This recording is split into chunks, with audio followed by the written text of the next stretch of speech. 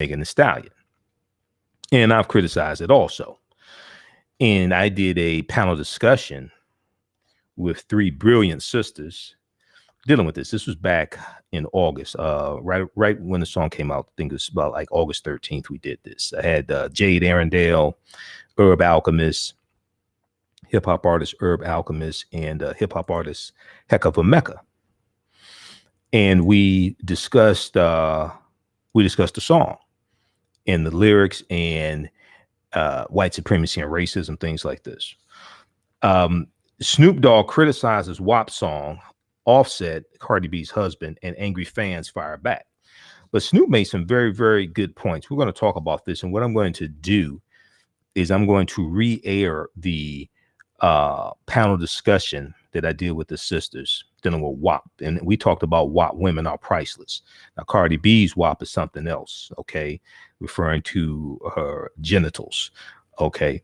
But it was a very, very deep discussion. And we re-aired it a number of times. Tens of thousands of people saw it.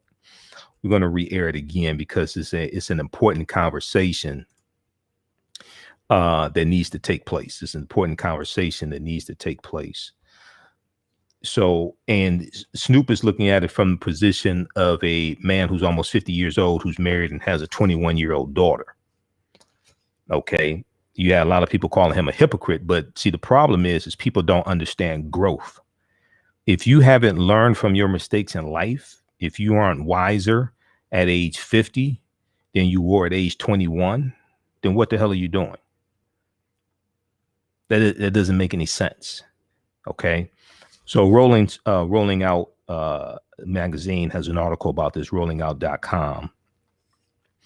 They have an article from December 13th, 2020 about this. And I was going to talk about it the past couple of nights, but we just didn't have a chance to get to that story. Okay. And so the call-in number is 313-778-7600. We're coming up here on a break. Just a minute. 313-778-7600 is the call-in number if you have a question or comment. Some topics we're going to talk about tonight. We'll say that for Friday. I should be on Roland Martin Unfiltered on Friday. So I just found this news shortly before coming on the air. So I had to divert, make a couple phone calls. Had to check on some people.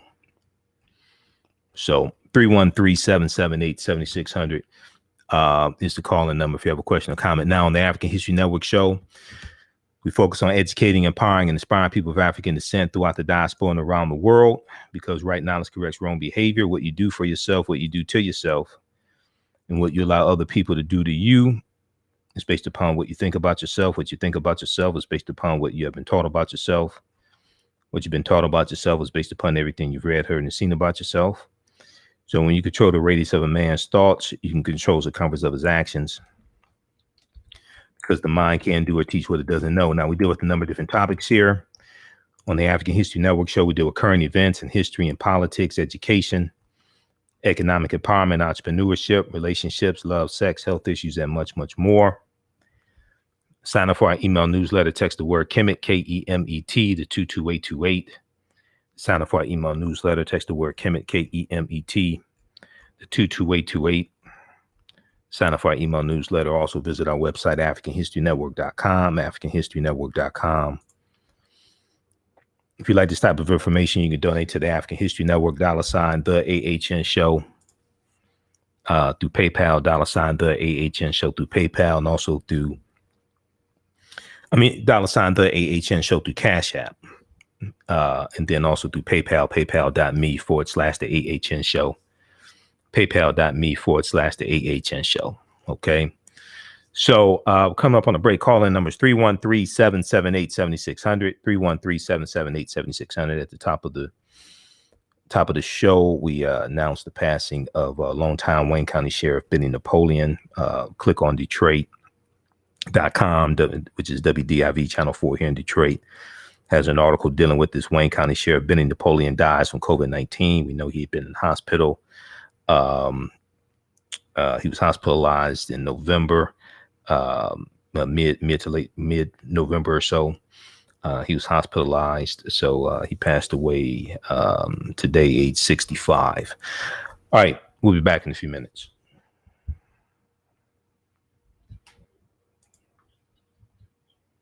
Stand by, everybody.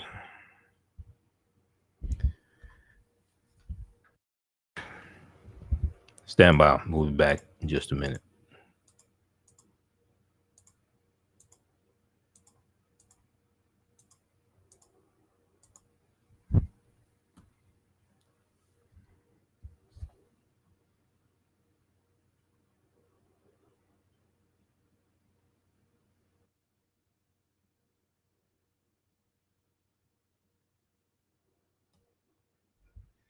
Yes, this is Michael calling back. All right, do we have any callers? All right. All right. Thanks.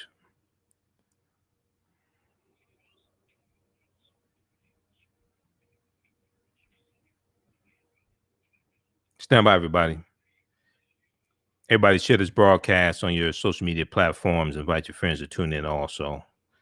Follow us on our Facebook fan page, The African History Network, The African History Network on Facebook, and our YouTube channel, Michael Imhotep, IMHOTEP.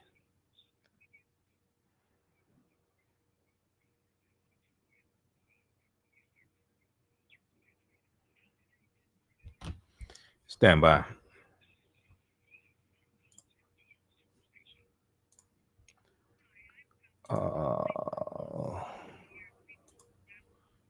Which one is that? All right, we'll be back from commercial break in 2 minutes. Amazing amenities like movie theaters, exercise rooms and swimming pools, public cafes, bars and bistros, even pet care services. And nobody understands your options like the advisors at A Place for Mom. These are local expert advisors that will partner with you to find the perfect place and determine the right level of care, whether that's just a helping hand or full-time memory care. Best of all, it's a free service. Call today. A Place for Mom. You know your family, we know senior living.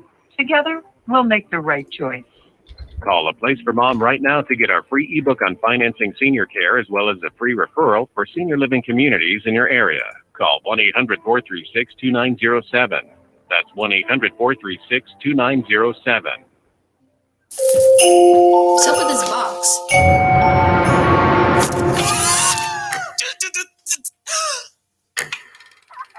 Wait, is that us? Yeah, and we're playing a game from the Jackbox Party Pack 7. Look, Dad, I drew a butt. Welcome back to the African History Network show right here on 910 AM, the Superstation. I want to thank my mommy for loving me so much, for taking me to the doctor when I broke my foot, for leaving me alone when I wanted to be alone. And now, as a grown-up, I'm thankful for being able to take care of you, my dear mom, for taking you to your therapies, for understanding that sometimes you simply want to be alone. Rules change without us noticing. That's why AARP gives you the information to provide you stand by. We'll be back your in a loved minute one. Visit aarp.org/caregiving. Brought to you by AARP and the Ad Council. Welcome back to the African History Network show right here on 910 AM Superstation Future Radio. I'm your host, Brother Michael Imhotep. It is Thursday, December 17th, 2020. And we are live. 313-778-7600 is the call-in number if you have a question or comment. 313-778-7600 is the call-in number if you have a question or comment. Let's go to the phone lines. Let's go to Big Joe, line 1. Joe, welcome to the African History Network show. Tell us where you're calling from. I'm calling from Redford, Metro Detroit area. Okay, Redford, Michigan. I really don't call because you put on such a great program. I just listen. Oh yeah, thanks. But hearing the news that I heard, it touched me because when I heard that he was in the hospital, it broke me down, and I never cried. Right. I came home and cried. Right. And I began to pray. Hey, do you have some background? You have some background noise going on in your background there? Yeah, I probably do. Okay. Try to turn that down because I hear it coming through the radio. Yeah, I just cut it down. Okay. Okay, go ahead. I heard the news of his passing from someone that I knew through church, and it touched me because he was a people's person. He was a good person, and when I was crying, I didn't understand why I was crying, and I was praying, and I thought that everything was going to be all right, and I kept looking on YouTube for updates, and I never heard an update. And so when I heard on Charlene's show that he had passed, it blew me away. I was laying here. Oh, Charlene Mitchell? And I said, Charlene Mitchell? Yeah. Okay, so Charlene Mitchell, for those that don't know, well, just a second, so that we got people listening across the country. So those that don't know, Charlene Mitchell hosts Mind Your Business Thursday, 7 p.m. to 9 p.m. here on 910 a.m. Superstation WFDF. And Charlene just had Wayne County Sheriff Benny Napoleon and myself and a couple other people on her show. It was October, I think it was. She just had us on. Go ahead, Joe. And so I was just blown away. I didn't know what them tears was for because I was out shopping and the Lord just spoke to me and told me to go home and pray. And I came home and I started crying, and that's why I thought everything was going to be all right. But to hear this, it really touched, man, because he was a good brother. He was a good brother. He loved the city of Detroit. He came from good parents, and he came from a good family. He went to Cass Tech. He was, he was that kind of guy that you had nothing but love and respect for, and he's going to be sorely missed. And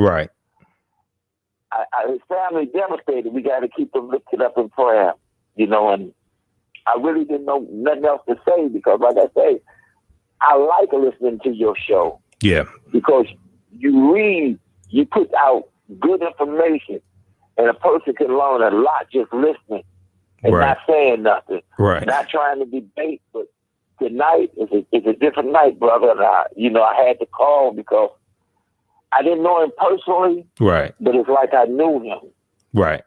And it's a touching moment. So you be blessed and be encouraged and stay free of COVID.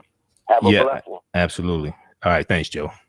That's why I'm so serious, man. People are many people are lax about COVID, and people that are close to me know I don't play with this, man. I wear a mask everywhere I go. I don't play with this. And if you listen to this show, I was warning people, don't travel out of town for Thanksgiving. And we see the numbers that exploded shortly after Thanksgiving, because there were like about 3.9 million people who went through TSA for Thanksgiving, and we're going to see the same thing going into Christmas. We see that nationwide we're at 17.1 million cases of coronavirus, COVID-19. We see that Wednesday. The final numbers came in for Wednesday. Johns Hopkins University reported a record 247,403 new cases on Wednesday. 247,403 new cases of coronavirus on Wednesday, December 16th, nationwide. That is a record. That's a record number of cases. We see we're at 368,000 deaths. And I'm looking at the updates from NBC News. One of the stories I was going to talk about tonight, I just sent you this clip, Shakita. We'll play it in a few minutes. But I was going to talk about it. Then I said I'm not going to talk about it. But we're going to talk about it anyway, because a lot of this could have been avoided. But as I had in 313-778-7600 is the call-in number. As I have been talking about the past few weeks, the Trump administration has been pushing this idiotic ideology of herd immunity. Well, new emails surfaced. Reports have come out. Politico.com has this article from from yesterday. We posted this article actually today. It got like over 500 likes on our Facebook fan page, The African History Network. We want them infected. We want them infected. Trump appointee demanded herd immunity strategy emails reveal. We want them infected, quote unquote. Trump appointee demanded herd immunity strategy emails reveal. Then HHS science advisor, Health and Human Services science advisor, Paul Alexander, called for millions of Americans to be infected as means of fighting COVID-19. This is an example of how elections have consequences. In 2016, when Donald Trump asked African Americans, what the hell do you have to lose? I said the correct answer is everything. A top Trump appointee repeatedly urged top health officials to adopt a quote herd immunity approach to COVID-19 and allow millions of Americans to be infected by the virus, according to internal emails obtained by a White House watchdog, and shared with Politico.com. Quote, there is no other way we need to establish herd, and it only comes about allowing the non-high-risk groups expose themselves to the virus. And it only comes about allowing the non-high-risk groups expose themselves to the virus, period in all capital letters. Then science advisor Paul Alexander wrote on July 4th, 2020 to his boss, Health and Human Services Assistant Secretary for Public Affairs, Michael Caputo, and 6 other senior officials. Quote, infants, kids, teens, young people, young adults, middle-aged, with no conditions, etc., have zero to little risk. So we use them to develop herd. We want them infected, end quote, Alexander added. Yeah. Okay. So, all right. 313-778-7600 is the call-in number if you have a question or comment. All right. So, once again, 2016, you had people running around telling African Americans, we don't need to vote. We just need to do economic empowerment and invest in the stock market and do like the Asians and build businesses. I said, that's good. I also follow them. All of us. I said, that's good. I said, but you also have to understand the powers of a president. And you also have to understand that the first responsibility of a president is to protect the people of the United States, the 300 million people at the time, 330 million. So see, Trump is derelict in his duties. This is an example of this. Trump is derelict in his duties. Did you have a question or something, Shakita? All right. We have any callers? We have any more callers? You can come on air and just tell me. We have any more callers? All right. Let's see. So everybody share this broadcast on your Facebook fan page. We'll broadcast it on our Facebook fan page, The African History Network, The African History Network, and my YouTube channel, Michael Imhotep, IMHOTEP.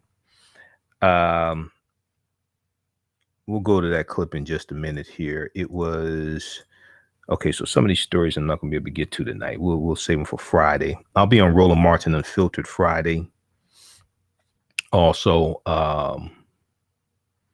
so we'll share some of those segments also from Roland Martin Unfiltered. Let me see here. We'll come back to this dealing with coronavirus. Now, today is, let's go to some non-depressing news. Today is the 75th birthday of actor Ernie Hudson. He was born December 17th, 1945. Ernie Hudson has appeared in dozens of film and television roles throughout his career, but is perhaps best known for his roles as Winston Zeddemore in the Ghostbusters film series. Okay, so you remember the black guy in the movie Ghostbusters, Sergeant Daryl Albright in The Crow in 1994, and Warden Leo Glenn on HBO's Oz from 1997 to 2003. Ernie Hudson has also acted in the films Leviathan in 1989, The Hand That Rocks the Cradle 1992, Airheads in 1994, The Basketball Diaries 1995, Congo 1995, Miss Congeniality in 2000, and as Principal Turner in the Ron Clark Story in the year 2006. Ernie Hudson had a cameo appearance as Patty Tolan's uncle in the remake of Ghostbusters in 2016, and he will reprise his role and will reprise his role as Winston in the upcoming Ghostbusters Afterlife movie in 2021. One of Hudson's early films was one of his early film roles was in the movie Penitentiary 2 in 1982, starring with Leon Isaac Kennedy. He landed various guest roles on television series such as The Dukes of Hazzard and The A-Team.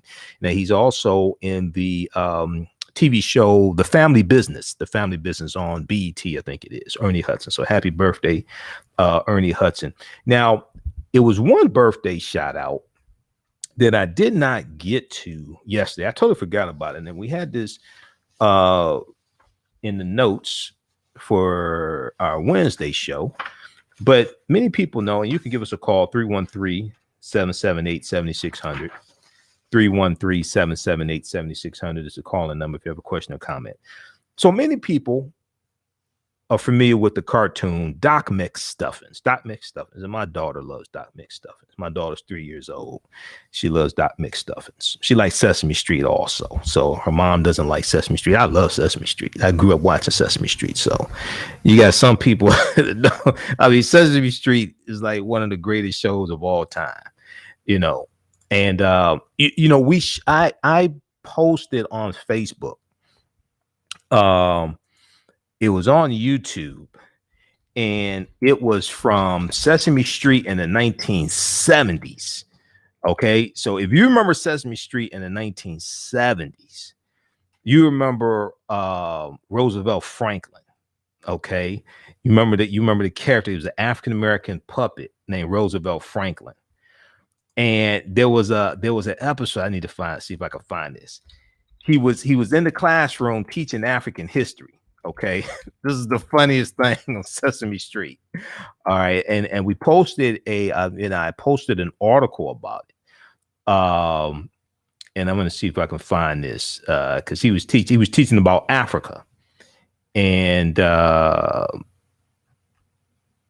remember why. Here it is, right here.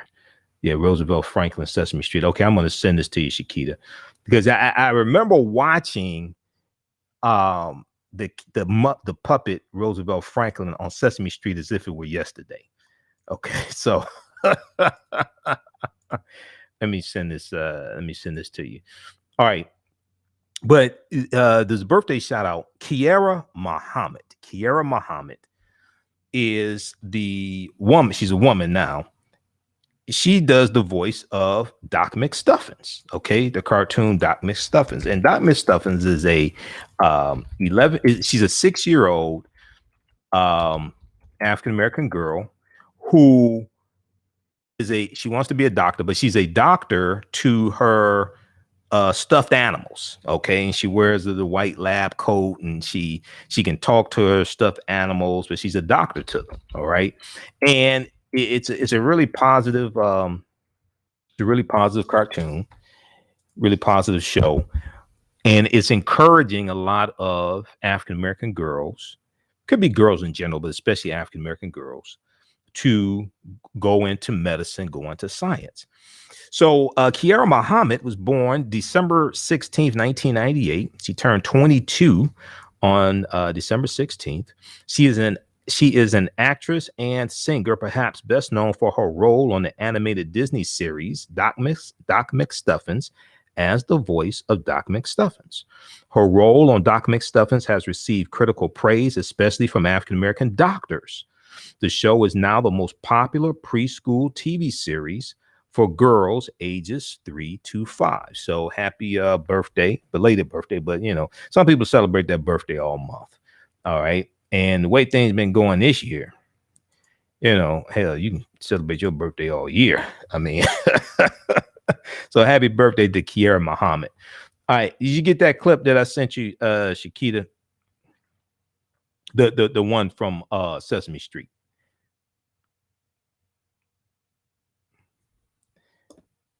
You can just come on there and let me know.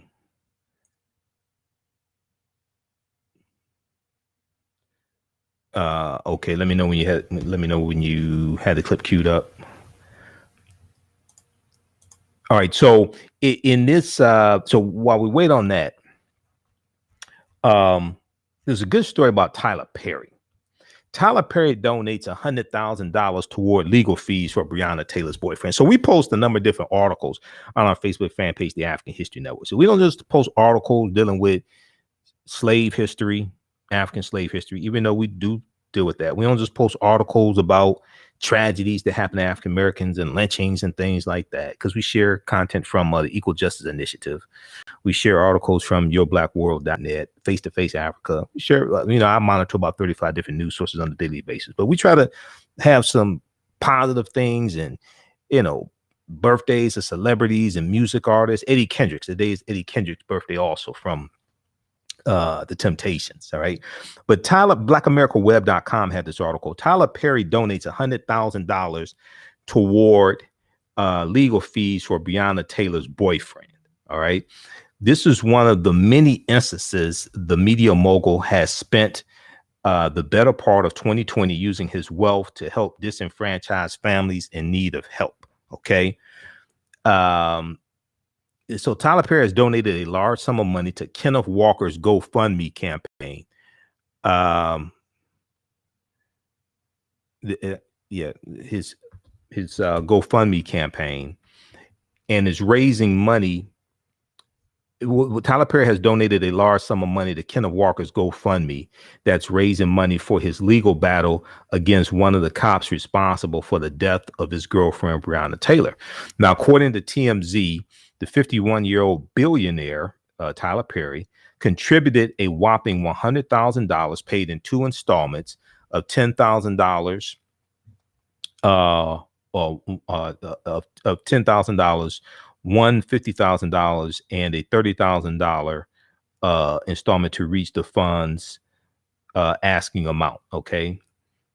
And maybe that was 3 installments.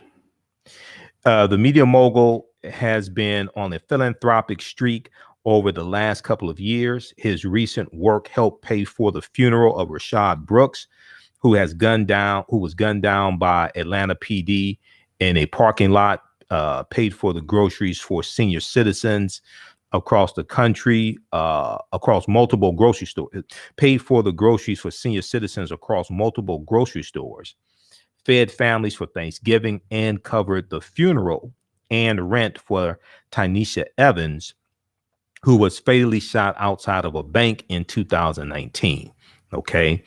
Now, Kenneth Walker's GoFundMe, launched by the 22-year-old son of his attorney, Steve Romanis, on November 10th, describes the injustices that unfolded the night Breonna Taylor and Kenneth Walker clashed with Louisville police this past March. That was March 13th, 2020. Okay, so check this out. This is from BlackAmericaWeb.com.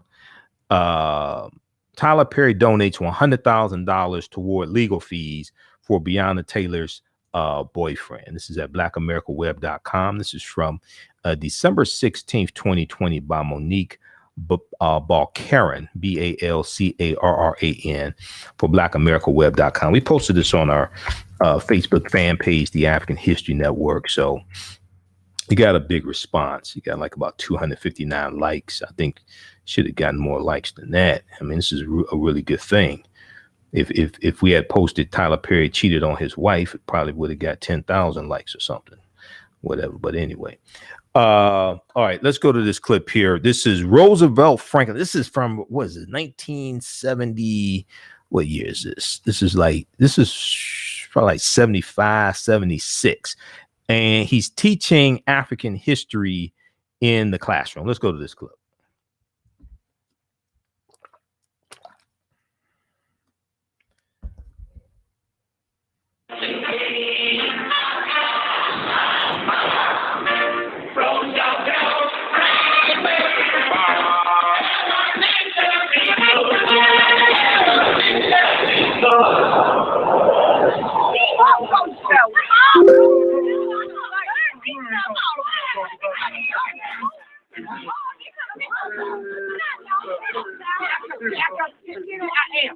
Now, who knows what Africa looks like? I do.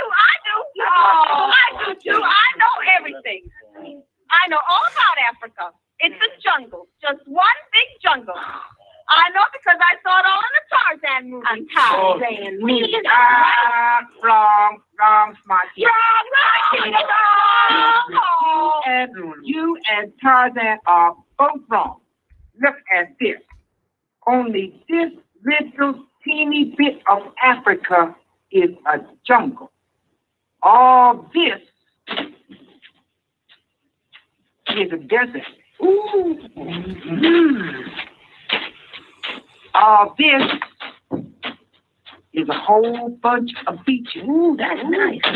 And water. And fishing places. And these are big cities with buildings.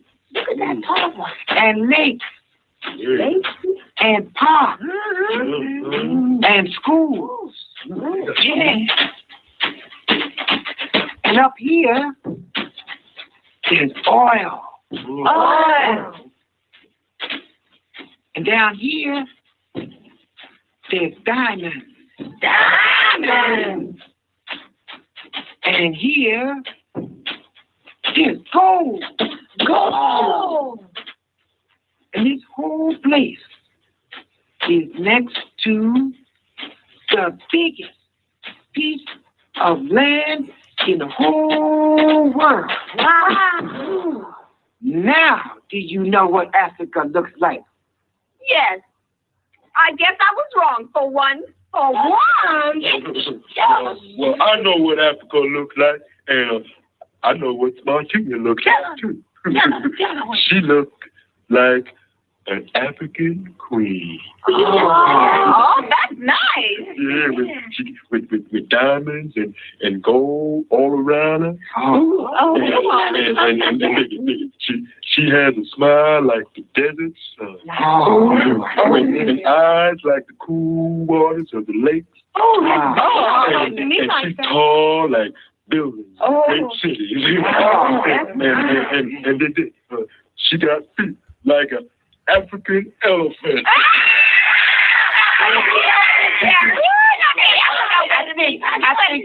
I think class is dismissed. I know it's dismissed now, because I'm not going to stay right here to see what she said to him. I'm going to dismiss myself. I'm going to get myself a pass. All right, so that was from the 1970s. That was Sesame Street. So that was Roosevelt Franklin. That's at Roosevelt Franklin Elementary School. So he was like probably the first African-American puppet on Sesame Street. So in that classroom setting, he was teaching from a map of Africa. And you had one student who thought she knew everything. And she was operating based upon negative stereotypes of Africa that had been fed to her through the media, like Tarzan movies. Okay, so Tarzan movies are not big, probably not big today, but you go back to the 30s, 40s, you go back to Buster Crabbe and Johnny Weissmuller. I think it was, he had a couple of white men who portrayed Tarzan. But then even going into the 60s and 70s, because I remember in 1970s, I remember watching Tarzan movies on on Saturdays. Okay. And then it was like the live action Tarzan movies. But then also there was the Tarzan cartoon that came on Saturday morning. Now the Tarzan cartoon was for children, and it was less stereotypical than like the actual Tarzan movies. You had some of the Tarzan movies that were in black and white, and then you had some other ones that were maybe from like the 50s that were in color. Okay, but they were very stereotypical of African people, right? And what Roosevelt Franklin was showing is the wealth of Africa, the forest land, the modern cities, and dispelling the myths about Africa that are projected to us through largely white-controlled media. Okay. All right. 313-778-7600 is the call-in number if you have a question or comment. If you like this type of information, you can donate to the African History Network, $ the AHN Show through Cash App, $ the AHN Show through Cash App, then also through AHN Show, paypal.me/the AH also. Okay. I want to go to this next story here. So we talked about the Trump campaign getting busted.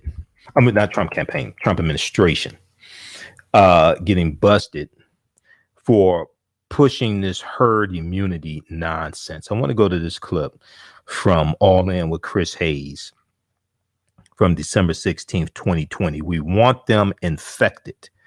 Chris Hayes on emails revealing truth of Trump COVID plan. Let's go to this clip.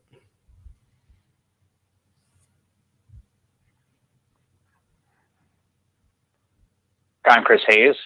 We want them infected. Those are the words of a top Trump appointee directing the federal government to pursue an intentional strategy from the top down to get as many Americans as sick as possible in an attempt at so-called herd immunity. It's a strategy we have seen unfold before our eyes. We've talked about it here on the show. It's been apparent to all of us reporting on this, and with the smoking gun evidence, emails obtained in which the very people at the center of this say what exactly they were doing, that they wanted people to get the virus. And this is the result.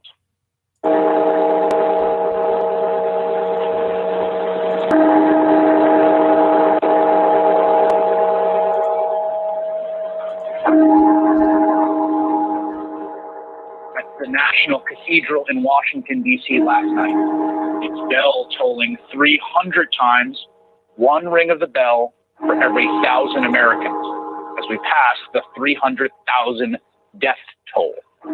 According to the COVID tracking project, we lost another 3,400 Americans that have died since roughly when those bells rang just last night, and that is a new daily record. We've never seen it before. No country has. 3,400 Americans lost to the virus in just the last 24 hours. And it did not have to be this bad. We have the world's worst aggregate death toll by far, and not because of our size. There are bigger countries like China and India, of course. No, the U.S. accounts for around 4% of the world's population, but we have nearly 19% of the world's COVID deaths. But the thing to understand about that is it is not an accident, and it is not bungling. Donald Trump, as his administration, as backed by Republicans in his party, in Congress, explicitly pursued a strategy that would lead to more Americans getting sick and more Americans dying. And they did this despite the fact they kept denying they were pursuing the so-called herd immunity approach. It was always clear they were. Trump put Scott Atlas, a right-wing radiologist from a conservative think tank, in charge of the COVID response. And he did that because he saw Atlas on TV when Atlas went on Trump's favorite TV shows and said things like the following, quote, "When you isolate everyone, including all the healthy people, you're prolonging the problem because you're preventing population immunity." See that word there? Immunity. Trump would later talk about the herd. Now, it was always apparent how reckless and dangerous the herd immunity strategy was, because the one place that openly tried it, in good faith, I think they thought it was the best way to do it, was Sweden. And it became clear pretty quickly it was a catastrophe. Sweden had a far, far higher death toll than its neighbors. the elderly, folks in long-term care facilities, particularly hard hit. And the Swedish government was then forced to abandon its failing strategy quite publicly and impose new restrictions. The evidence is clear. You either suppress the virus and you get low levels of cases and low levels of deaths, or you don't and you get high levels of cases and high levels of deaths. There is literally no one in the world, nowhere, that has tons of cases and lots of young people getting it who don't end up passing it to people who are immunocompromised and elderly people and people in nursing homes. That's how this virus works. It's what the public expert said from the beginning. The virus spreads. When young people started going back to colleges, we knew that it was only a matter of time until the virus got out to the rest of the community. And as the New York Times reported, though young people do have indeed less risk, deaths rose fast in college towns when they returned to campus. Again, all of this was as predictable as night following day. There has always been an ironclad correlation between cases and deaths, even as the fatality rate has indeed fallen. But here's what one Trump appointee was saying when colleges closed. Listen to this, quote, "We essentially took off the battlefield the most potent weapon we had. Younger, healthy people, children, teens, young people who we need to fastly infect themselves, spread it around." Think about that for a second. This is a Trump administration official at HHS directing COVID response, expressing that he was upset that fewer people would get the virus and get sick. Think about this. It is like a general rooting for casualties among his own troops. All right, now, the person who wrote those right words, there, you should know his name. Yeah, pause right there, Shakita. So yeah, that was written by Paul Alexander, advisor, HHS science advisor Paul Alexander. We'll talk about this some more on our Friday night show. That's from All In with Chris Hayes. That is from December 16th, 2020. And it was Representative James Clyburn. It was like his staff or something who found, let's see, Representative James Clyburn, who chairs the coronavirus subcommittee, said in a statement that the documents show a pernicious pattern of political interference by administration officials. As the virus spread through the country, these officials callously wrote, "Who cares?" and "We want them infected." Clyburn added, they privately admitted they always knew the president's policies would cause a rise in cases, and they plotted to blame the spread of the virus on career scientists. Okay. So because it was Clyburn's staff or something who came across these emails. We'll talk about this on tomorrow night's show. We're going to keep this discussion going on our Facebook fan page, The African History Network, and our YouTube channel, Michael Imhotep. Right now, it's correct wrong behavior. It's not over till we win. Wakanda forever. We'll talk to you tomorrow night. Peace. All right, stand by, everybody. Stand by. Let me disconnect this call.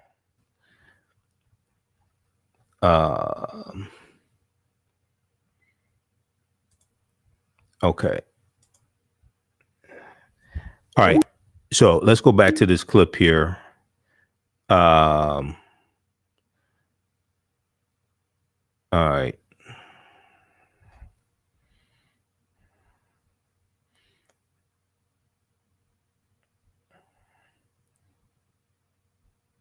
So everybody share this broadcast on social media platforms.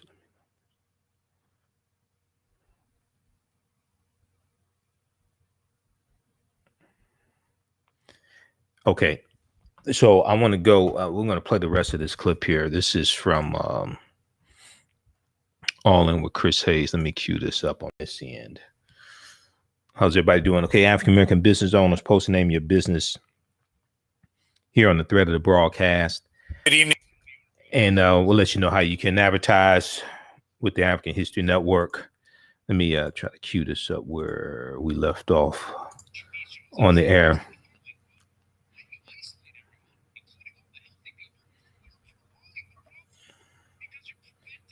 Let's go to this clip.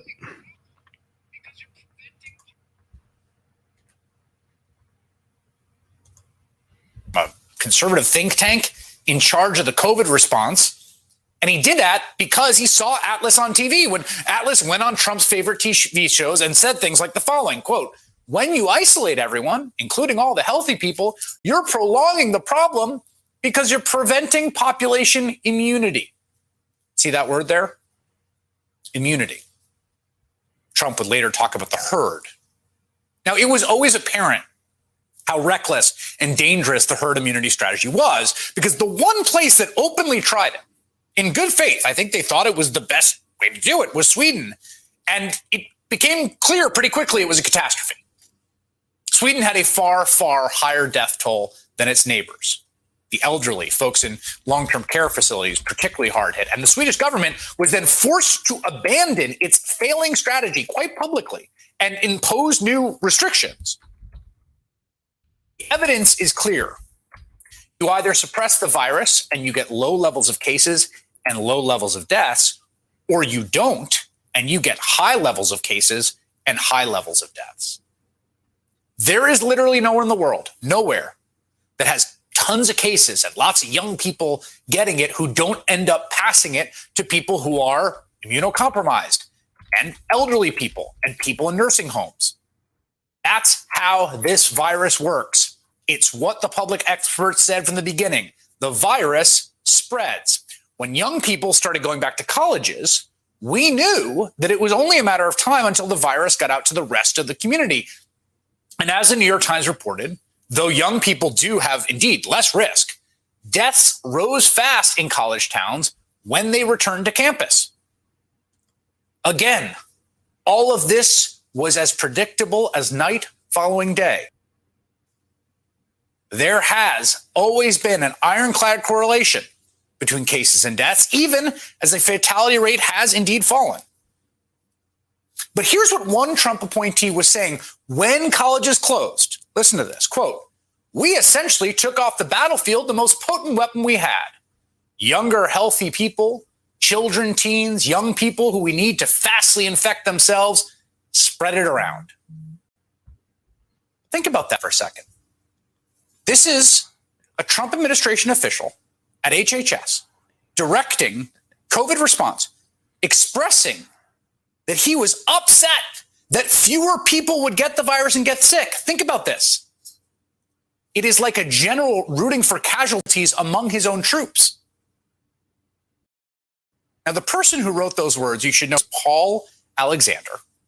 He's a former part-time assistant professor at a university in Canada who was appointed to the Department of Health and Human Services. Paul Alexander and this gentleman, Michael Caputo, you should also know his name and his face, both of those individuals were installed specifically to be Donald Trump's eyes and ears at HHS, the White House's eyes and ears, and to override the science when it was politically advantageous to do so. And that pair interfered with CDC reports on COVID, and they pushed back against anything they thought would undermine Trump's message that we're back, baby, get out there. And it wasn't just them. New York Times has a new report out in which Trump appointees described the crushing of the CDC by the administration. One saying, quote, "Damage has been done to the CDC that will take years to undo." Among those interfering in the agency were Kellyanne Conway and Ivanka Trump, just sending their ideas about once-in-a-century pandemic management. So this wasn't just a couple of political hacks mouthing off in emails. No, this was a concerted, coordinated strategy from the president, Donald Trump, down. The administration reaching into control and override the actual experts in infectious diseases at the most preeminent public health institution in the world, or at least it used to be until he broke it. The simple truth of the last 9 months sounds extreme. It sounds almost hysterical when you say it, but it is what it is. And here it is. Donald Trump and our government under his leadership explicitly pursued a strategy to spread the virus, to get more people sick. They took the side of COVID. They had the same aims as the virus. They were, as I said before, objectively pro-COVID, and they are to this day. And not because they were incompetent, even though they are, but because they actively, affirmatively chose that path. Because through a combination of idiocy and cynicism, they thought that path, aligning with the virus to infect as many people as possible would be best for Donald Trump's reelection. And the deliberate, intentional decisions that Donald Trump and Alexander and Caputo and all of them took have gotten tens, actually probably hundreds of thousands of Americans killed unnecessarily. We are now 35 days to the end of the Trump administration. We lost 3,400 people today, and there will be more we lose tomorrow and the day after. We are at the beginning of writing the history of Donald Trump's stewardship of this pandemic. And the epitaph scrawled across this era should be those 4 words. We want them infected. All right, so that was from All In with Chris Hayes. That was from Wednesday, December 16th, 2020. Okay. So this story has blown up, and Representative James Clyburn was on MSNBC. He was on Rachel Maddow's show Wednesday talking about this. And I want to see if I could try to, but Rachel Maddow talked about this on her show last night. I'm going to try to pull this. I'm going to try to pull up, see if I pull up a clip of Clyburn. But when we look at the piece from Politico.com entitled, this piece on Politico, "We Want Them Infected. Trump appointee demanded herd immunity strategy, emails reveal." Trump appointee demanded herd immunity strategy, emails reveal. I want to turn on the screen share here also so you can see this. See, January 20th, 2021 cannot come soon enough. Okay, this is how diabolical Trump is.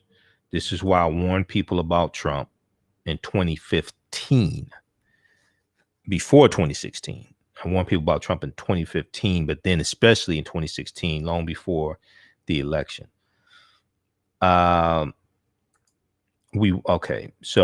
then HHS science advisor Paul Alexander called for millions of Americans to be infected as means of fighting COVID-19. Now, African Americans make up about 20% of the deaths from COVID-19. All right. So this is from December 16, 2020. And when we talk about, Alexander, it may be that it will help be best if we open up and flood the zone and let the kids and young folk get infected in order to get natural immunity, natural exposure.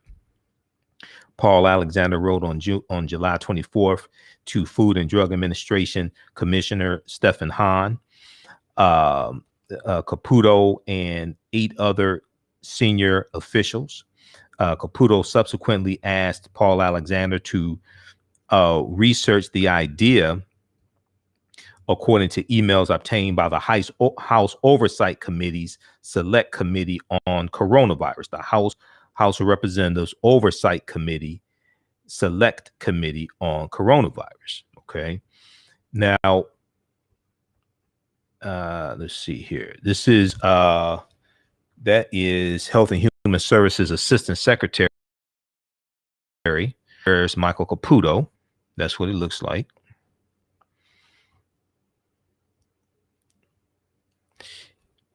And so Paul Alexander was a top deputy of Michael Caputo, who was personally installed by President Donald Trump in April 2020 to lead the health department's communications efforts. As I explained to people in 2016, a presidential election is not just about one person. There were 4,000 positions that Donald Trump had to fill in his administration. We don't understand the consequences that these various departments have on our lives and how they impact our lives. This is an example of that. Alexander was a top deputy of Caputo who was personally installed by Donald Trump in April 2020 to lead the health department's communications efforts. Officials told Politico.com that they believed that when Paul Alexander made recommendations, he had the backing of the White House. It was understood that he spoke for Michael Caputo, who spoke for the White House, said Kyle McGowan, a Trump appointee, who was CDC chief of staff before leaving this summer. That's how they wanted it perceived, end quote, he said. Okay. Now, if we go down here, let me see, it was Clyburn. Okay. Representative Jim Clyburn, who chairs the coronavirus subcommittee, the House Oversight Committee, the subcommittee on coronavirus. Representative Jim Clyburn, Democrat of South Carolina, who chairs the coronavirus subcommittee, said in a statement that the documents show a pernicious pattern of political interference by administration officials. A pernicious pattern of political interference by administration officials. Quote, as the virus spread through the country, these officials callously wrote, quote, who cares? And we want them infected. Who cares? And we want them infected, Clyburn added. They privately admitted that they always knew the president's policies would cause a rise in cases, and they plotted to blame the spread of the virus on career scientists. They plotted to blame the spread of the virus on career scientists. Well, I remember back in 2016, Donald Trump talked about what all he was going to do for African Americans, and he asked African Americans, what the hell do you have to lose? The correct answer was everything. Because if you are pushing this nonsensical herd immunity mentality, this theory, and you're increasing the cases of coronavirus, then you're also going to increase the deaths of coronavirus. Well, African Americans disproportionately make up people who are dying from coronavirus, as well as people who are getting it. So there was just a callous disregard for humanity, especially for African Americans and Hispanics and, non-white people. Let's continue here. So Clyburn said that the documents which the Trump administration only released to his subcommittee after the election, only released to Clyburn's subcommittee after the election, more than 2 months after his probe began, underscore why Health and Human Services must cooperate with his investigation, and that CDC Director Robert Redfield, Dr. Robert Redfield, must appear for an interview about an email that he allegedly told staff to delete. Otherwise, quote, I will be forced to start issuing subpoenas, end quote, Representative James Clyburn said. All right. So check out the rest of this article here from Politico.com. Once again, this is a huge story. This is a smoking gun here. Quote, we want them infected. End quote. Trump appointee demanded herd immunity strategy, emails reveal. They have the smoking gun. They don't just have the trail of dead bodies. Over 300,000 of them. It's like 368,000. So it's not just the trail of dead bodies. It's the trail of emails. They have the smoking gun. We'll post a link here to this article. I wonder how many pardons this traitor is going to give out. Hey, now, Yeah, Clyburn was on MSNBC because I saw a couple of interviews that he did. I want to try to pull this up here. MPT Daily. Okay, yeah, he was on NTP Daily today. He was on Thursday, December 17th, 2020. Representative Jim Clyburn, quote, may need a 911 style commission to investigate COVID-19 response after House investigators reveal that top Trump science advisor was lobbying for herd immunity. Representative Jim Clyburn says that we may need a commission to look into COVID response, but it will be, quote, something the new administration may need to look at. Let me see. This is a couple minutes here. Let's go to this clip. There's another one. There's a more extensive interview I wanted to try to find. Let's go to this clip here. That's where I want to begin. And right now you are doing some oversight. You are leading the oversight on what's happening with government funds and things like this. But you're also discovering a lot of troubling things. We've got, and that's what came out of your committee, this herd immunity attempt email. We've also got what we've learned from those CDC staffers who spoke with the New York Times. Do you believe we need a 9/11 style commission, the Iraq study group, Warren Committee, you name it, right? Great crises in America have gotten us important commissions to make sure we don't make the same mistakes again. Do we need this? We may. And I think that that's something the new administration may need to take a look at. My committee, however, is to provide oversight when Congress makes the expenditures, as they've done here. My select committee is to take a hard look at how the money is being spent to make sure that it's being done efficiently, effectively, and equitably. And that's what we're doing. And it was in the course of carrying out these responsibilities, it's when we saw these or heard the testimonies and now seeing some documents that indicate that what the White House was saying was totally different from what was going on. And we have found that to be the case in other instances as well. They were sending information out to state governments saying one thing, while at the national level, they were saying just the opposite. So that's the way this administration is operating.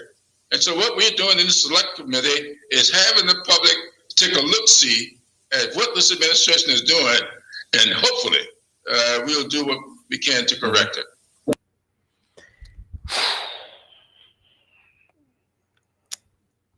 All right, so that was from MTP Daily, Meet the Press Daily. Chuck Todd speaking with Representative James Clyburn. That's from December 17th, 2020. Rep Jim Clyburn may need a 911 style commission to investigate COVID response. Okay, we posted the link to that clip here on the thread of the broadcast. That's from MSNBC.com. On December 16th, 2020, Joanne Reed on The Readout talked about this breaking news story. Okay. And I'm going to go to that clip. She did some really good reporting on that. We want them infected. Trump HHS appointee pushed for herd immunity. In newly released emails, a Trump Health and Human Services Department appointee repeatedly discussed pursuing a herd immunity approach to the COVID-19 outbreak this summer. Let's go to this clip. The chairman of the House Select Committee on the Coronavirus, James Clyburn, the chairman of the House Select Committee on the Coronavirus, James Clyburn, released a memo showing political interference in the national coronavirus response. The report says that top Trump administration officials repeatedly communicated about pursuing a dangerous herd immunity strategy as far back as June 2020.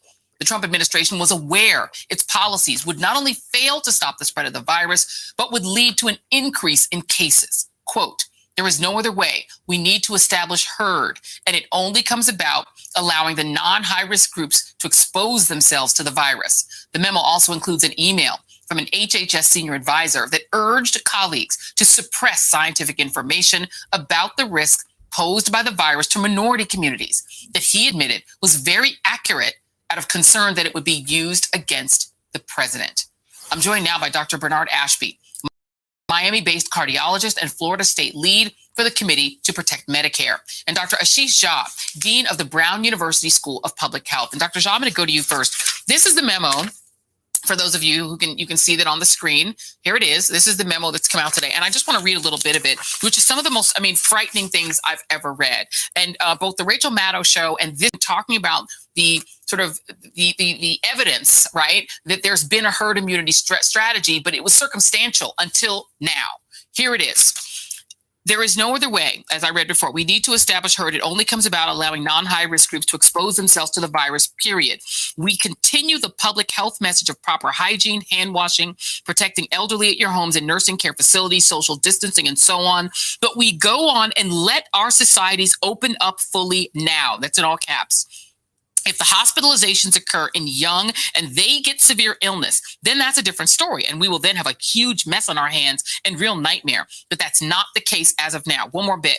Infants, kids, teens, young people, young adults, middle age with no conditions, etc., have zero to little risk. So we use them. We use them to develop herd. We want them infected. We want them infected and recovered with antibodies. Dr. Jha, that's some of the scariest stuff I've ever read. That apparently was the official policy, at least the policy and memos of our government. Your response? Well, Joy, thank you for having me on. It's pretty stunning, and it makes me think of a few things. First of all, there are a group of people, Scott Atlas, certainly one of them, the White House advisor, but others who have advocated this strategy of kind of let it rip and get lots of people infected. By most calculations, we would have potentially many, many times the number of people dead as we already have right now. So this seemed to be what they were doing. And they were having this debate when no serious person in public health actually thought this was a reasonable strategy. It is stunning to see it actually written down and argued in this way, but it confirms a lot of suspicions that many of us have had that this is not the way to control this pandemic. And that it was not accidental, and it was not just incompetence, Dr. Ashby. In your state, in the state of Florida, my former state, you had the governor there demanding that schools reopen, saying you can't even make them cyber, open them all, opening Disney World, opening bars, saying everyone go to the beach, telling people to basically go in and live your lives, go to the bar, knowing people would get infected. This expose in the Sun Sentinel suggests that he was pursuing the same strategy. Talk about how dangerous that would be, because they're also apparently saying, but don't tell people how many minorities are catching it because that would look bad for the president. Mm-hmm. Well, enjoy. So standard Florida greetings for you. But listen, this is part of a pattern that we've seen from the beginning where the Trump administration and DeSantis, basically as mini-me, expressed that they preferred to protect the economy over lives. And they framed it as a mutually exclusive thing. And we understand that it's not mutually exclusive. If they simply did their job, our economy would be thriving and people will still be alive. And so from the beginning of the pandemic, when they didn't report hospitalizations proactively and delayed that, so we had no idea what the actual hospitalization count was, to the time now where we're talking about delaying the reporting of the deaths, it's part of a consistent pattern. And now DeSantis has essentially prevented other mayors and leaders of municipalities from doing anything to restrict the virus. And so he says he's not pursuing herd immunity, but his actions speak louder than words. And so the rhetoric that he's saying doesn't square with what he's doing. And we can attribute hundreds of deaths in the state of Florida to his specific policies, because he doesn't think, DeSantis doesn't think in scientific terms. He thinks in very political terms, economic terms, and doesn't really understand the complexities of the science. And unfortunately, it has led to unnecessary deaths.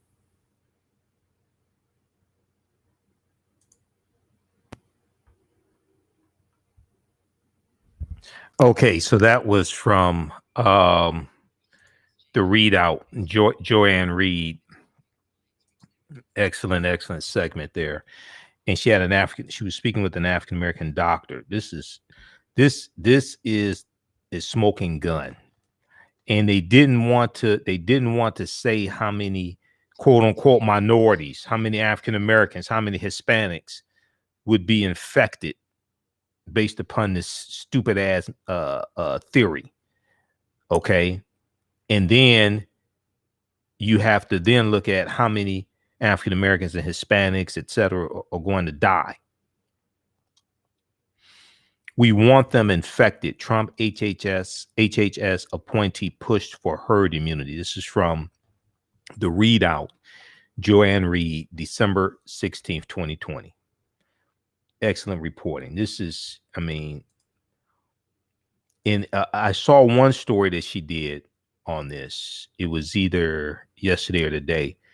And she said, this is like reminiscent of the Tuskegee experiment, except it's worse. I mean, with the Tuskegee, so some people have some misunderstanding about the Tuskegee experiment of untreated syphilis of the Negro male. I've actually done a lot of research on it. I've done an extensive lecture on it. The first misconception is that people think the men in the study were infected with syphilis. People think the men in the study were injected with syphilis. That's not true. That's not what happened. What happened is that there were 600 men in the study. 399 of the men had an early form of syphilis called latent syphilis, Latent, latent syphilis. Latent syphilis is when you have the syphilis virus, but you don't have any visible symptoms. So they were tested for it. They were not, when you actually go study this, I'm not talking about BS Facebook memes floating around citing no sources. A lot of this stuff on social media about the Tuskegee experiment is just blatantly false. Washington Post has a really good article dealing with bad blood, talking about the Tuskegee experiment. When you actually go research this, history.com, official website of the History Channel, they have an article on this. So they were testing men for the study. The study starts in about 1932. It was supposed to last for 6 to 9 months. It ended up lasting 40 years. And it was the U.S. Public Health Service Department of the U.S. government, and they wanted to study African-American men and see what happens if they are denied treatment for syphilis, to monitor them, see how long they live, see as they progress through the different stages of syphilis. I'm not saying the study was good. The study was horrific, but a lot of people misunderstand exactly what happened in the study. 201 men in the study were the control group. They did not have syphilis. The 399 men in the study who had syphilis, they are compared to the 201 men who don't have syphilis. Whenever you do an experiment, you have a control group. The control group is the group that does not have the stimuli, that are not exposed to the stimuli or not exposed to the virus, what have you, to compare them to the group that you're doing the actual experiment on. So even after penicillin became the treatment for syphilis in the 1940s, they were still denied that. They were given placebos, given sugar pills, told they had bad blood, etc. And they were monitored. The number of them were going to die. Some of them passed on syphilis to their wives, things like this. So this right here, with this herd immunity and what these emails expose, this is even worse in some ways than the Tuskegee experiment, because the Tuskegee experiment didn't expose them to syphilis. They already had it. It denied them treatment. This right here is saying, go ahead, it's business as usual, and literally exposing people to coronavirus. Don't take precautions. Don't close down restaurants. Don't close down schools. Just open things back up and literally expose. The goal is to expose as many people of certain groups, the teenagers and children and things like this, people that don't have pre-existing conditions, expose as many people as possible to coronavirus. That's even worse than Tuskegee in some ways.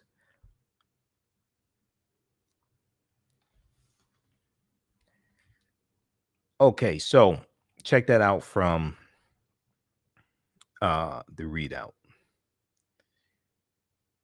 There was another one I was going to go to, but I don't remember it now.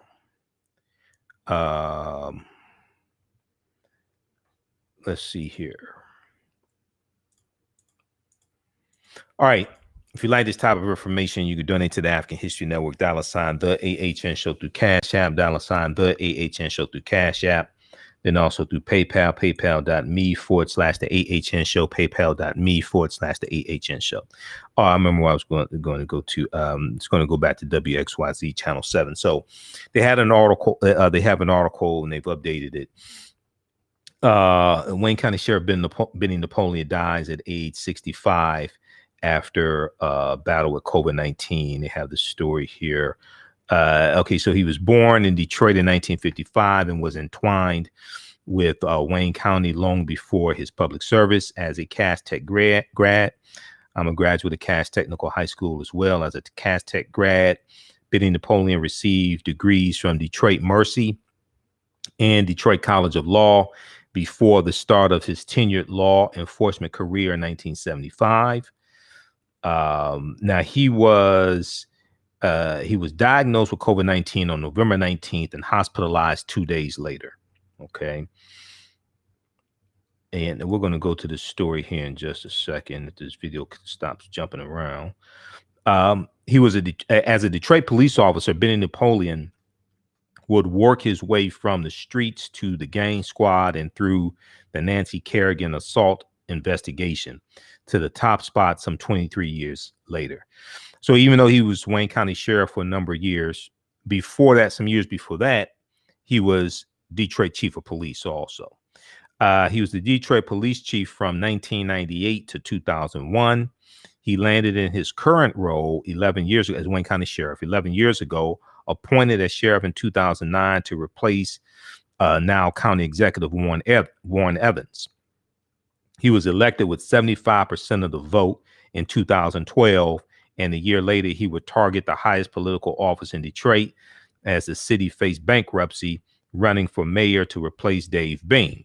Okay, former NBA basketball great Dave Bing. This was after Kwame Kilpatrick resigned from office and went to prison. Benny Napoleon ran against Mike Duggan. And when Dave Bing announced that he was not going to run again for mayor, Benny Napoleon ran, and he ran against Mike Duggan. Benny Napoleon lost. I voted for Benny Napoleon. I didn't vote for Mike Duggan. Mike Duggan won. And you see what's going on now. So he ran for mayor to replace Mayor Dave Bing. So Benny Napoleon would go up against a write-in candidate, Mike Duggan. Remaining as sheriff and reelected in 2020, Napoleon was known as a tough enforcer, but a leader with a soft side. And it's like people in Detroit, Metro Detroit area, devastated because he was a really great guy. I just saw him it was October when Roland Martin was here broadcasting in Detroit. So I just saw him. And then the next month he was diagnosed with coronavirus. At times, a counselor in chief, as was the case during one of his final public appearances in September with Corporal Brian Searcy, was killed in the Wayne County in September when Corporal Bryant Searcy was killed in the Wayne County jail.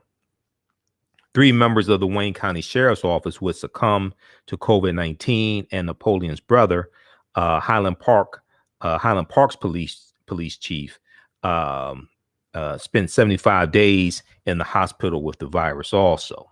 Okay, so his brother survived, but Benny passed away to date. So they have a story from WXYZ Channel 7 here in Detroit. Let's go to this clip here. I think this is the right one.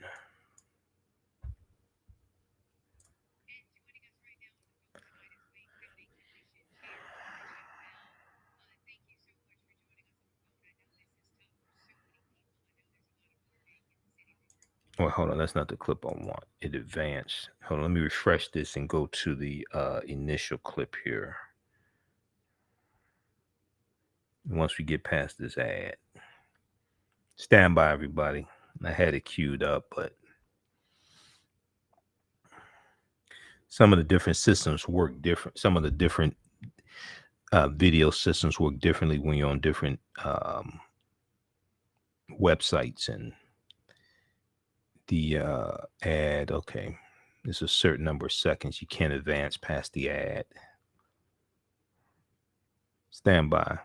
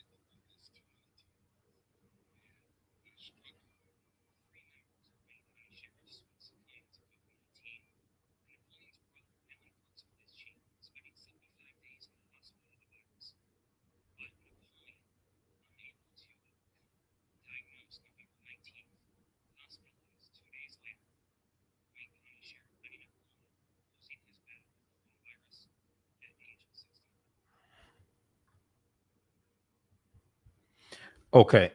All right. So that was courtesy WXYZ Channel 7 in Detroit. Check out this article. Wayne County Sheriff Benny Napoleon dies at age 65 after battle with COVID-19. So all the news outlets are reporting that. Okay.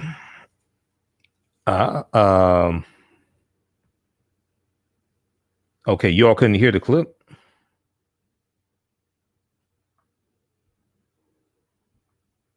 Y'all should have been able to hear the clip. I don't know why. Could you all hear the clip?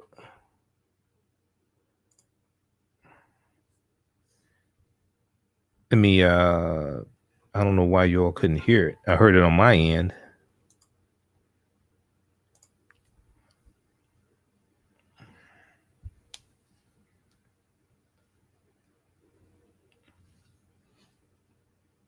Okay, y'all couldn't hear it.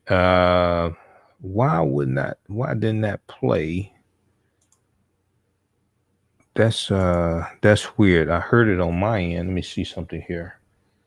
We have line 2 open. So you all heard the clip from MSNBC, right? From Joy Reid. You all should have been able to hear that. I don't know why that. Could you all hear the clip from MSNBC? The clips from MSNBC that I played. Hold on, what's going on? Let me see. Okay. Let me try this again. 65. Napoleon has been hospitalized for several weeks. Hearts are heavy with this breaking news. We're about to bring you Wayne County Sheriff Benny Napoleon, a friend to a lot of people and a beloved person out of the city of Detroit, has died from COVID-19 at the age of 65. Napoleon has been hospitalized for several weeks battling the virus. 7 Action News reporter Brian Abel with a look at the incredible impact he had in his many years of service to the community. Wayne County's history with Sheriff Benny Napoleon was entwined long before his public service. From the beginning, born in Detroit in 1955, a Cass Tech grad, Napoleon received degrees from Detroit Mercy and Detroit College of Law before the start of his 10-year law enforcement career in 1975. A Detroit police officer, Napoleon would work his way from the streets to the Gaines Squad and through the Nancy Kerrigan assault investigation to the very top spot some 23 years later. The next chief of police, Benny Napoleon. He'd serve as DPD's chief from 1998 to 2001. Napoleon landing his current role 11 years ago, appointed as Wayne County Sheriff in 2009 to replace now County Executive Warren Evans. I'm never nervous. This is what I do. I'm doing what I do. Napoleon would be approved to continue doing it in 2012 with an overwhelming 75% of the vote. A year later, the sheriff would target the highest appointed political office in Detroit as the city faced bankruptcy. I am here. I am ready to serve you. Running for mayor in 2013 to replace Dave Bean, Napoleon would go up against a write-in candidate named Mike Duggan. Remaining as sheriff and re-elected in 2020, Napoleon, known as a tough enforcer. We're going to send a very clear message. We're involved in a very sophisticated fight with people who want to deal drugs. Did you abuse your power here? Absolutely not. A leader with a soft side. I think it's incumbent upon us to look out for the least among us in that, because there's always someone who is not as fortunate as you happen to be. At times, a consoler-in-chief, as was the case during one of his final public appearances in September, when Corporal Bryant Searcy was killed in the Wayne County Jail. Over my almost now 46-year career, I've had to do this too many times, and I struggle. 3 members of Wayne County Sheriffs would succumb to COVID-19, and Napoleon's brother, Highland Park's police chief, spending 75 days in the hospital with the virus. But Napoleon, unable to overcome, diagnosed November 19th, hospitalized 2 days later. Wayne County Sheriff Benny Napoleon losing his battle with coronavirus at age 65. Okay. So everybody heard that this time. We'll talk about Snoop Dogg and Snoop and WAP Friday sometime. Rollingout.com has an article about this, and I'm going to re-air the panel discussion that I did with the sisters dealing with WAP. But very briefly here, Snoop Dogg is being labeled as a hypocrite and a hater after he criticized the biggest song of 2020, the record-breaking WAP by Cardi B featuring Megan Thee Stallion. Now, it was named as Record of the Year, if I remember correctly, from the American Music Awards. There's so much wrong on so many levels with this. Especially being Record of the Year. When I'm going to do a separate broadcast and break this down. This is like really, really troubling. What Snoop is saying is correct. Okay. And I think it was the American Music Awards? Yeah, American Music Awards. AMA's winners 2020. WAP wins Record of the Year, I think it is. Let me see here. Collaboration of the Year. Okay, it was in that category. It didn't win for that, but it won for, I think it was Record of the Year. Album, male artist.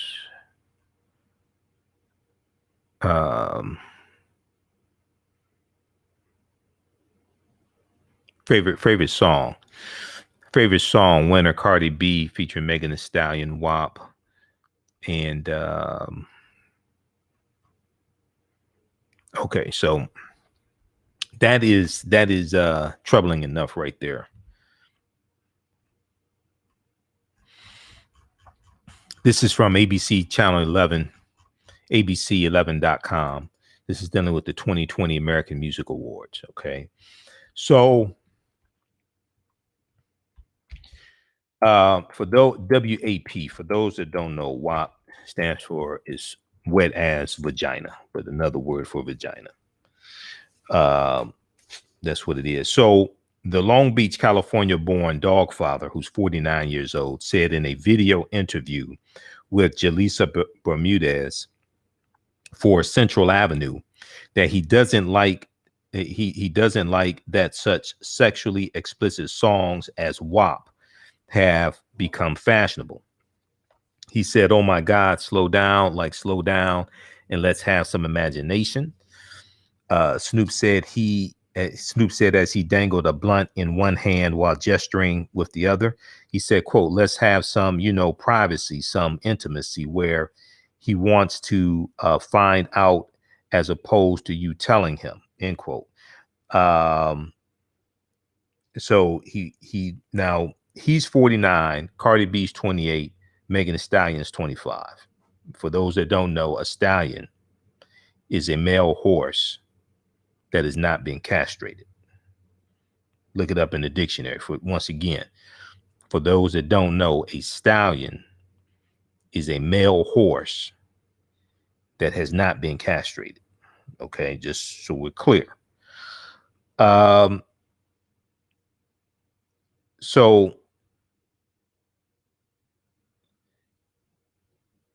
Now, Snoop said that he's looking at it from a 50-year-old perspective.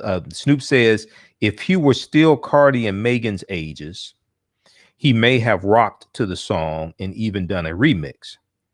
But as he closes in on age 50 and is married with children, including a daughter, and I think his daughter is 21 years old, he now has a different perspective. The problem is now people are criticizing Snoop, saying he's a hypocrite, things like that. No, He's growing, he's getting older and getting wiser. If you haven't learned anything at 50 or 49, if you are not wiser at 49 and 50 than you were at 25 and 28 and 21, there's a problem. Okay, now people are criticizing him, saying that the problem is that Snoop attained legendary status in the 1990s on songs such as Gin and Juice and Ain't No Fun. Okay, but even then, you go back and look. I still had that stuff. I still got 2 Live Crew. I got the uncensored stuff. As I said in the panel discussion I did with the sisters, ain't nothing on the level of this. When you look at when you read the lyrics, and then see, the other thing is back in 95 and 91 and 95 and 93 and 99, all that stuff, YouTube didn't exist. YouTube wasn't created in 2005. WAP was viewed 26 million times in 24 hours just on Cardi B's YouTube channel alone. WAP was viewed 26 million times in 24 hours just on Cardi B's YouTube channel alone. Then she had the audio version as a separate upload on her YouTube channel. That was viewed millions of times. We're in a totally different state. This is one of the things I explained in the broadcast. And this is what I explained in the panel discussion. I have a background in marketing. I understand media. When people, so you have people who were comparing WAP to blues songs from the 1930s and 40s and 50s and things like that. I'm like, wait a second. Most people didn't even have a television in the home back in those days. This is before iTunes, before digital downloads. You can't compare this to a period of time when people had to go to a record store, buy a record, come home and play it on a record player, and you only have one record player, so your parents hear it. This is before Google existed. This is before Facebook, before social media. Facebook wasn't founded till about, Facebook was like 2000, it wasn't 2004. It was 98 or something. I forgot exactly when Facebook was founded. YouTube was founded in 2005. Facebook was founded, 2004. Facebook was founded February 2004. You're dealing with a totally different time. You're dealing with unprecedented access. We never had more access to the information and less restrictions. So you can go right on YouTube, right on your smartphone. Your children can go right on YouTube on the smartphone that you play for and watch all this stuff. So the warfare is on an entirely different level. Okay. So we can't approach this like we did in the 30s and 40s and 50s and 60s and 70s and 80s and 90s and the 2000 and even 2010. This is on a whole nother level.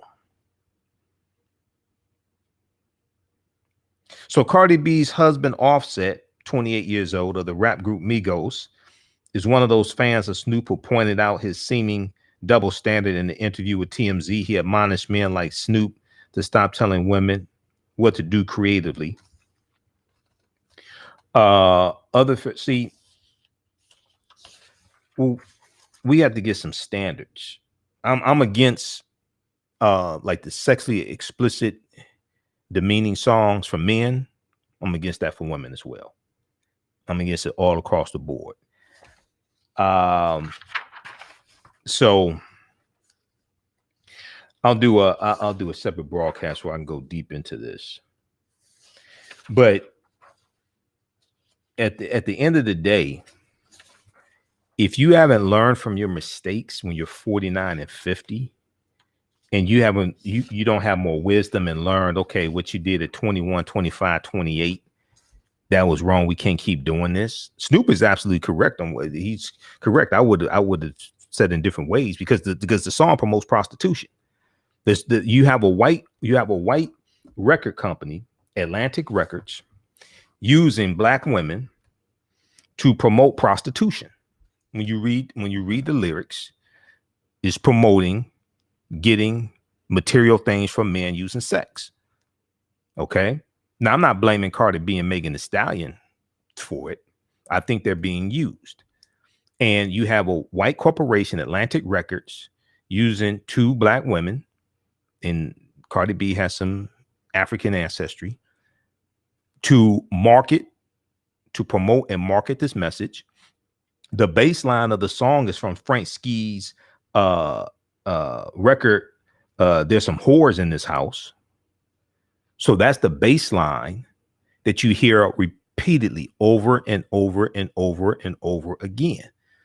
Basically, all the women in the video are of African descent. African American women or black women, except for Kylie Jenner.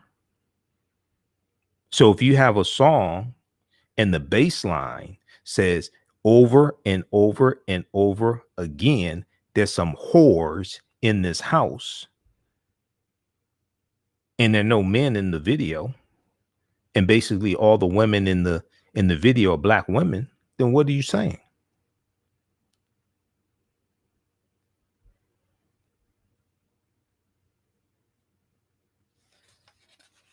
So then you tie this into I talked about how they are marketing this message through social media and using two black women to push the message, while at the same time we have a big problem with black women and girls being victims of human trafficking. When I did the panel discussion, I tied this to a number of different things that are prevalent at the same time. One of them deals with adultification bias. And I saw a lot of comments that people made dealing with the song and not really understanding what I'm saying. You have to understand history, white supremacy, media, and you have to do a systems analysis as opposed to suffering from a paralysis of analysis. This is not about one song. This is about negative corporate controlled hip hop that finances images and messages that are detrimental to African Americans, and understanding warfare and media as warfare.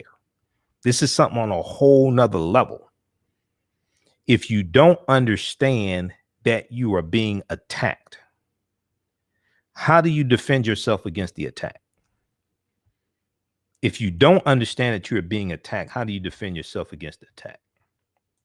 So last thing I'm going to show this, because I'm going to do a separate broadcast where I can go kind of deep into this, and I'll do a preview of the panel discussion I did with the sisters, and then we'll show the panel discussion. But I wanted to address this, and we rebroadcast all these videos and shows, and I'm going back through my archives and going back and editing broadcasts I've done this past year and lectures I've done, things like that. So we can rebroadcast all of that. Okay, so African American business owners, post the name of your business here on the thread of the broadcast. Email us at customerservice@africanhistorynetwork.com, customerservice@africanhistorynetwork.com. We'll let you know how you can advertise with the African History Network. Okay. We have a special promotion going on right now, and we take we create a video commercial for you, and we air your video commercial when we rebroadcast these shows on social media platforms. Okay. And our shows are also on audio podcast format. And we hear the audio podcast of your shows as well. We're on 9 different audio podcast platforms: Castbox, Acast, FM Player, Stitcher, TuneIn Radio, iHeartRadio, everything. Okay, we're all over the place. So email us at customerservice@AfricanHistoryNetwork.com. Okay, so let me show you this lastly, and then we're gonna get out of here. This has been a rough day. Been a rough year. It's been a rough day. So this is one of the things I talked about in the during the panel discussion I did with the sisters. So most of the people who were talking this nonsense, oh, it's just a song, blah blah blah. I saw a number of different, when I did my original post about WAP, the song WAP, and I talked about thought culture, and actually what I said was why is thought culture, THOT, thought culture, and stripper music being targeted to African Americans, especially girls? The hypersexualization of African American women goes back to slavery, when orchestrated sexual assault took place to produce children for slave masters to enrich them. Who is really making money off of the sexual exploitation of African American women today? This is a video and song financed by Atlantic Records. We can also talk about the exploitation or sexual exploitation of African American men. Then I referenced the book by Professor Stephanie E. Jones Rogers. The book is called "They Were Her Property." They were her property. And if you follow us on our Facebook fan page, The African History Network, on our YouTube channel, Michael Imhotep, you see I've been rebroadcasting the presentation I did about her book. Her book deals with new research that shows about 40% of slaves in this country owned from 1850 to 1860, I think it was, that 10-year period of time. 40% of them were owned by white women, which contradicts previous research stating that white women had a very small role in when it came to slavery. Okay, her research shows that's not true.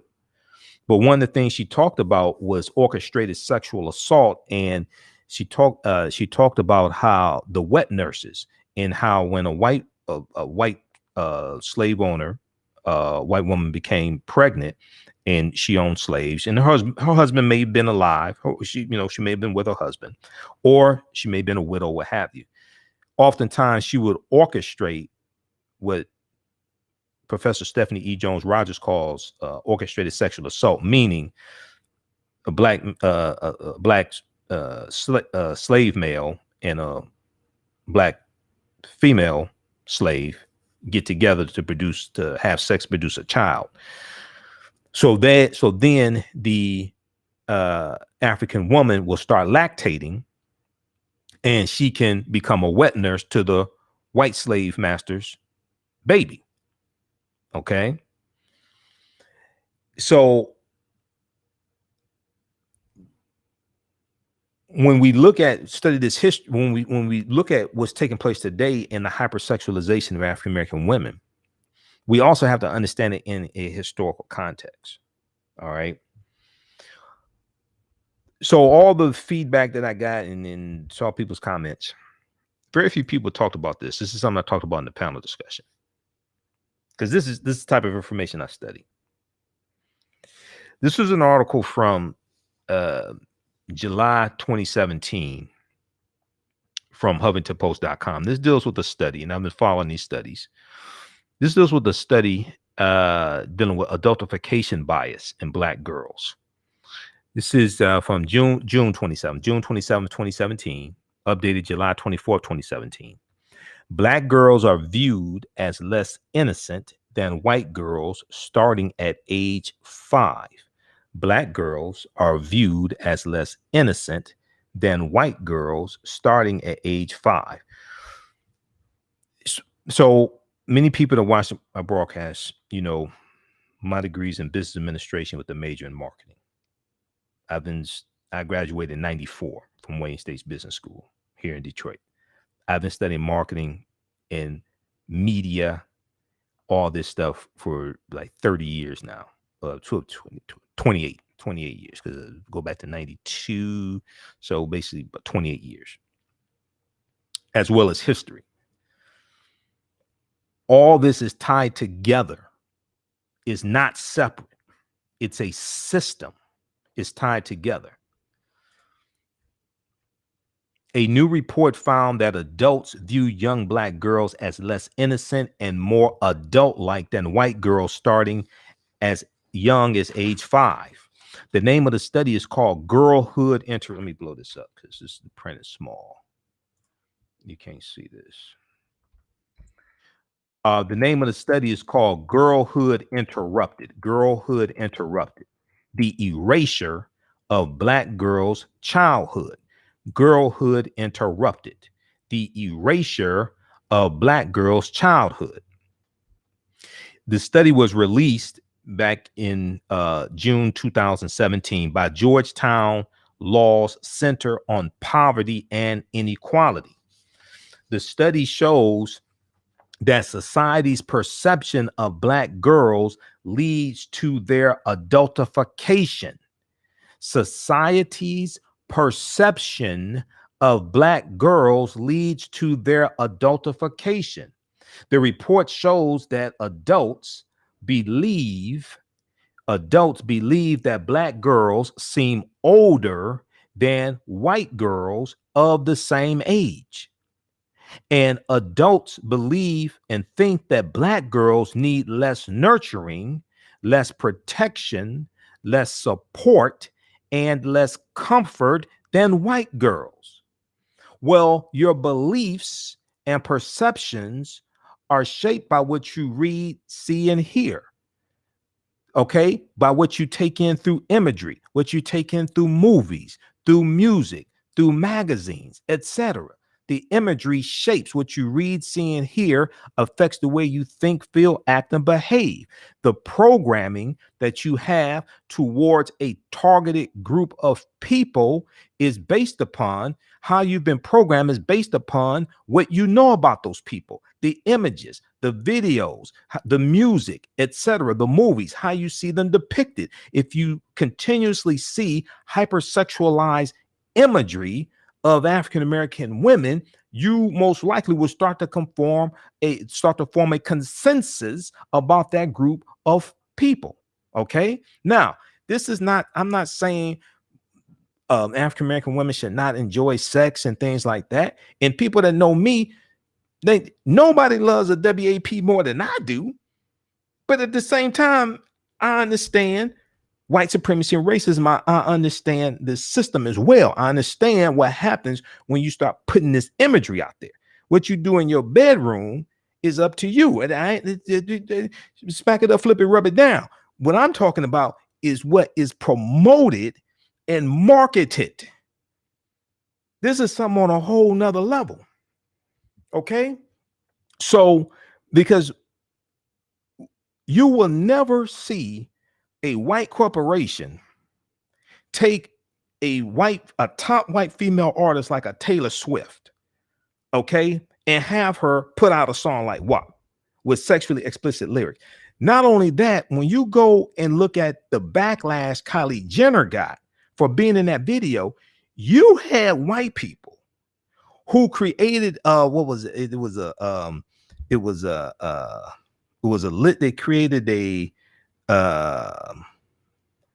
they created something on change.org or something. So they were protesting.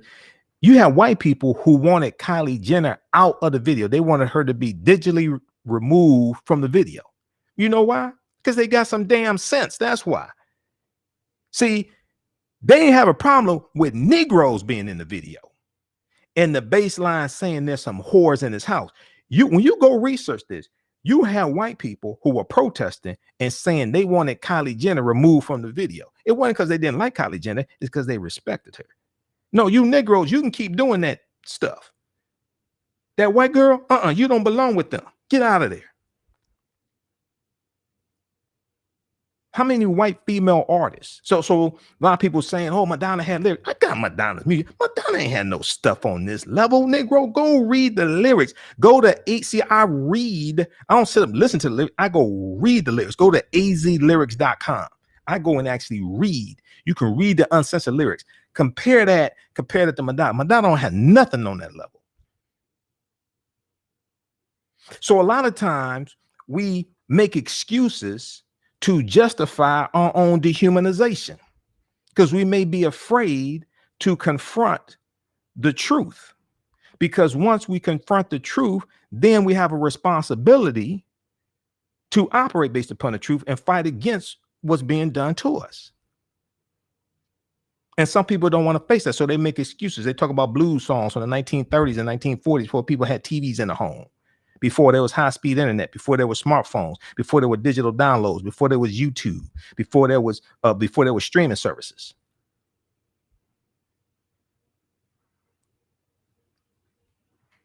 So let me go back to this because we're gonna wrap this up because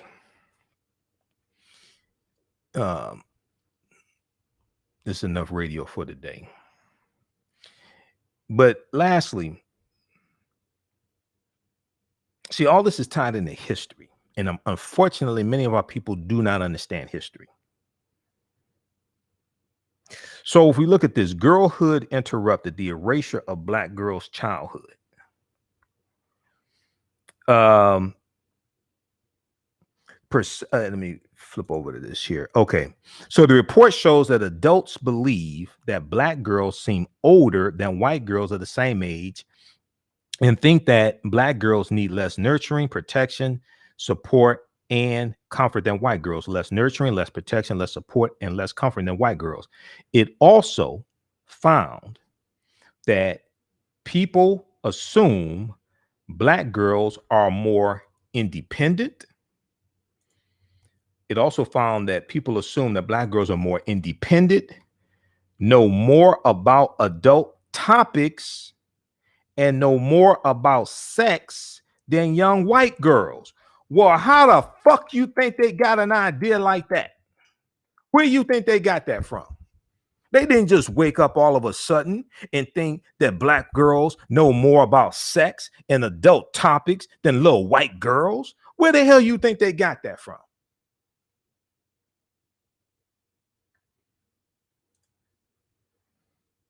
The report, which built on information from a 2014 study by Dr. Philip Atiba Goff, who I used to watch on Dr. Melissa Harris Perry's show on MSNBC. Then when Joanne Reed took over that time slot, I think she had him on also. He does some really good research, Dr. Philip Atiba Goff.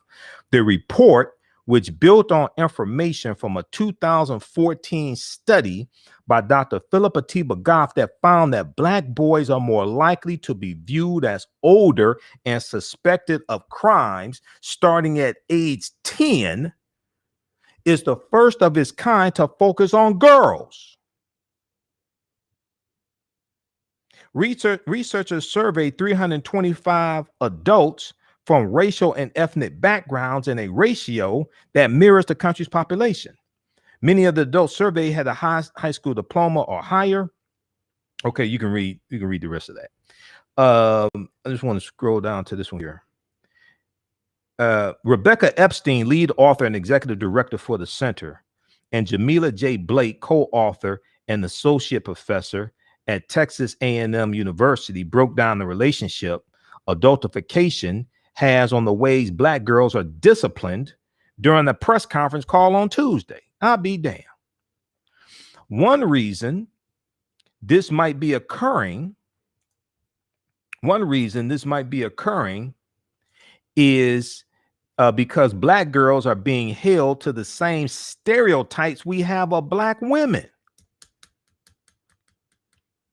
Black women have historically and currently been seen as being aggressive, loud, defiant, and over-sexualized. Oh, you mean like in over-sexualized? Oh, you mean like in Mulatto's song with Gucci Mane? And I believe, along with many other researchers, that the stereotypes of Black women are being mapped onto Black girls. And I believe, along with many other researchers, that the stereotypes of Black women are being mapped onto black girls. This is what adultification bias is African American girls are being perceived based on societal stereotypes that are associated with African American women. Those stereotypes are being projected onto African American girls, and they are being treated accordingly. I want to go back to this part here. The report shows that adults believe that black girls seem older than white girls of the same age and think that black girls need less nurturing, less protection, less support, and less comfort than white girls. It also found, and let me highlight this here. Let me try to highlight this. I want people to zoom in on this, because see, people think this is about a song. No, this is much deeper than this. What the hell? I'm trying to.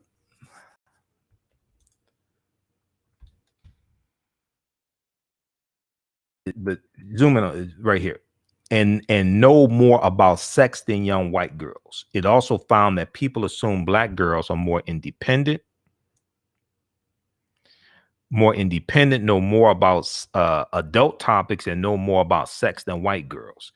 Well, when you had African American girls during slavery who were breeders and were victims of rape and orchestrated sexual assault, okay, and you didn't treat white girls like that, and then that happens generation after generation, and then after slavery ends, you have white people, especially white men, who still perceive African American women and girls like that, then this is where that comes from. So then you see those negative stereotypical images then projected in media today and in music today and negative corporate controlled hip hop today.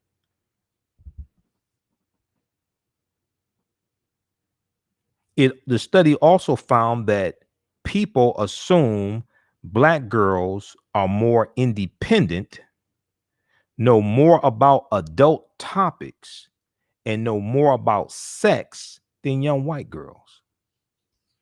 Keep playing around if you want to. All right. Look, we got to get out of here. If you like this type of information, support the African History Network, because this definitely helps out being that we're here 6 days a week instead of 1 day a week. Because the show's only an hour, but we keep going over, and it's a lot of work. Doing 6 days a week. $ the AHN show through Cash App, $ the AHN show through Cash App, also through PayPal, paypal.me /the AHN show, paypal.me /the AHN show, and at our website, AfricanHistoryNetwork.com, AfricanHistoryNetwork.com. African American business owners, email us at customerservice@AfricanHistoryNetwork.com. Customer service at AfricanHistoryNetwork.com. We have a special promotion right now for a few more days, and we can you can advertise with the African History Network. Okay, your African American owned business, and we will create a video commercial for you also. If you have one, you can use that 30 seconds to 60 seconds. No copywritten music. Okay, and we show your video commercial when we re-air the broadcast of these shows, okay, on our social media platforms. And there will also be an audio commercial that airs in the audio podcast of these shows as well, okay? All right, so email us at customer service at AfricanHistoryNetwork.com. All right, so we're here Monday through Friday, 11 p.m. to 12 midnight. Eastern Standard Time, Monday through Friday, 12 p.m. to 11 p.m. to 12 midnight Eastern Standard Time. And then we're still on Sundays, 9 p.m. to 11 p.m. Eastern Standard Time also. Okay. We're still on Sundays, 9 p.m. to 11 p.m. Eastern Standard Time as well. All right, look, we got to get out of here. Remember the so rest in peace, Benny Napoleon, number one. There's a lot of people sad here in Detroit, Metro Detroit area. Remember, right now is correct. Wrong behavior is not over till we win. Wakanda forever. We'll talk to you tomorrow night. Peace.